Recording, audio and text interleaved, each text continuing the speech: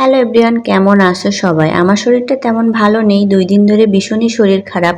হঠাৎ করে ঠান্ডা লেগে এই অবস্থা। শুধু যে আমার শরীর খারাপ তা কিন্তু নয়, সঙ্গে আমার মেয়েটারও ভীষণ শরীর খারাপ। প্রথমে নিশির ঠান্ডা লাগছে, তারপরে আমার।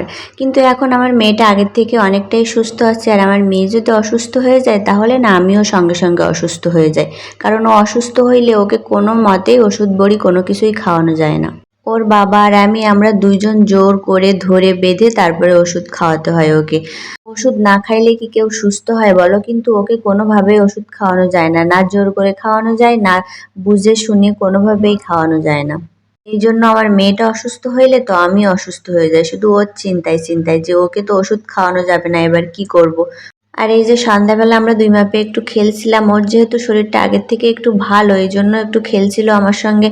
আমার শরীরটা তেমন ভালো না থাকা সত্ত্বেও আমি ওর সঙ্গে একটু খেলছিলাম, যাতে করে ও একটু খুশি থাকে। আর বাচ্চাদের সঙ্গে একটু বেশি সময় দিলে না বাচ্চারা বেশি হ্যাপি থাকে। এই জন্য আমার যত কাজ থাকুক আমি ওকে একটু সময় দেওয়ার চেষ্টা করি। আর দিনের বেশিরভাগ সময়টা তো আমি ওর সঙ্গেই থাকি, ওর বাবা তো সারাদিন বাসায় থাকে না। এই জন্য বেশিরভাগ সময়টাতে তো ও আমার সঙ্গেই থাকে। তো তারপরে আমি ওর মামামকে বললাম যে একটু নুডলস খাবে। তখন আমাকে বলে, মাম্মা নুডলস খাই? মানে এখন তো অনেক কিছু বলতে শিখছে, অনেক কিছু বলে, বলার চেষ্টা করে। জ্বর আসার পরের থেকে সে কোনো কিছুই খাচ্ছে না, তার মুখে কোনো কিছুই ভালো লাগছে না। শুধু মামামের না, আমারও একই অবস্থা, আমিও তো মুখে কোনো কিছুই স্বাদ পাই না। তো ভাবলাম যে একটু নুডলস রান্না করি, দে ওকে একটু খাওয়াবো আর সঙ্গে আমিও একটু খাবো।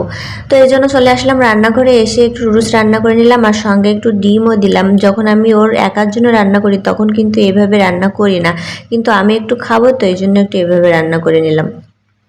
তো বন্ধুরা, তোমরা যারা এতক্ষণ স্কিপ না করে আমার ভিডিওটা দেখছো তাদেরকে অনেক অনেক ধন্যবাদ। আর প্লিজ আমার ফেসবুক পেজটা ফলো করে আমার সঙ্গে থেকো।